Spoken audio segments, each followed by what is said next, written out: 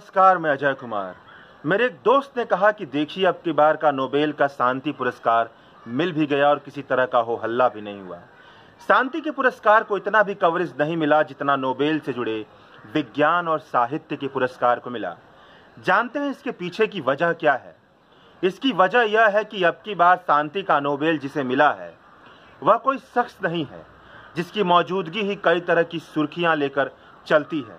अब की बार नोबेल एक वैश्विक कार्यक्रम को मिला है और वैश्विक स्तर पर आपसी सहयोग के द्वारा चलाई जाने वाले कार्यक्रमों की ब्रांड वैल्यू इतनी नहीं बन पाती जितनी एक शख्स की बन जाती है।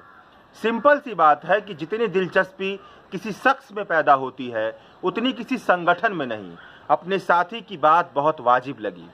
पुरस्कारों के संदर्भ में एक बात पहले गांठ बांधकर चलनी चाहिए। किसी भी तरह के पुरस्कार के पीछे एक खास किस्म की राजनीति और रणनीति भी चलती है। इस लिहाज से अगर पुरस्कार वैश्विक स्तर का हो तब तो घनघोर किस्म की कूटनीति छिपी होती है। लेकिन इसका मतलब यह नहीं कि इसकी वजह से पुरस्कारों की अहमियत को ही कम कर दिया जाए।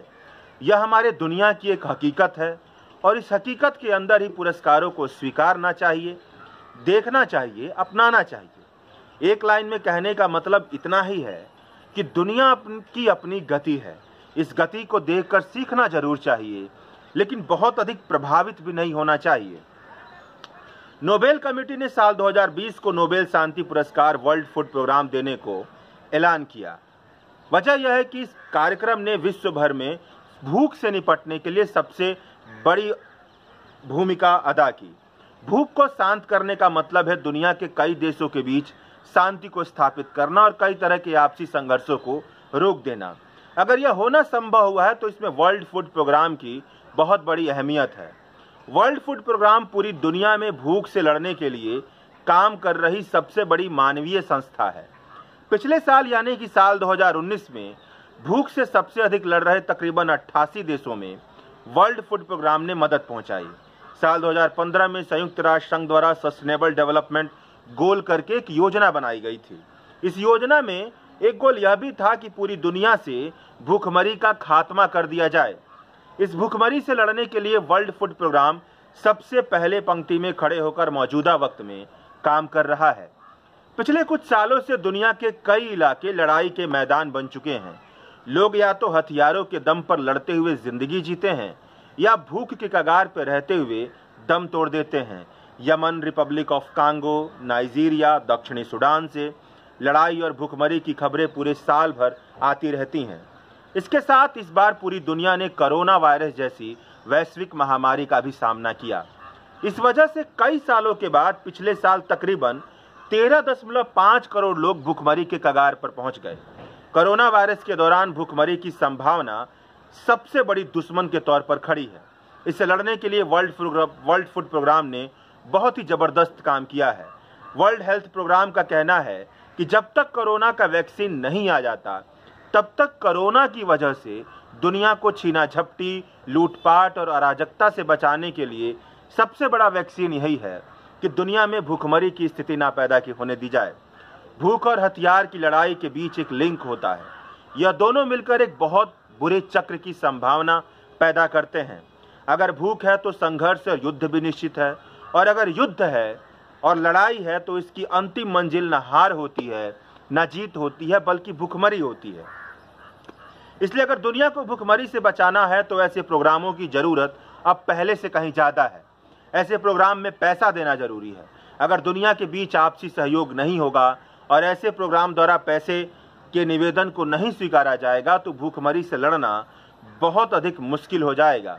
नोबेल कमेटी का कहना है कि दुनिया में शांति और समृद्धि स्थापित करने के लिए वर्ल्ड फूड प्रोग्राम ने भूखमरी से लड़ने का रास्ता चुना है और यह रास्ता काबिले तारीफ है। दक्षिण अमेरिका, अफ्रीका और एशिया जैसे महादेशों में वर्ल्ड फूड प्रोग्राम ने बड़ी शानदार भूमिका निभाई। संयुक्त राष्ट्र संघ के देशों की आपसी मदद से शांति स्थापित करने की राह में वर्ल्ड फूड प्रोग्राम अपनी महत्वपूर्ण भूमिका निभा रहा है। यह सारी बातें नोबेल कमेटी द्वारा वर्ल्ड फूड प्रोग्राम को नोबेल पुरस्कार दिए जाने के दौरान कही गई हैं।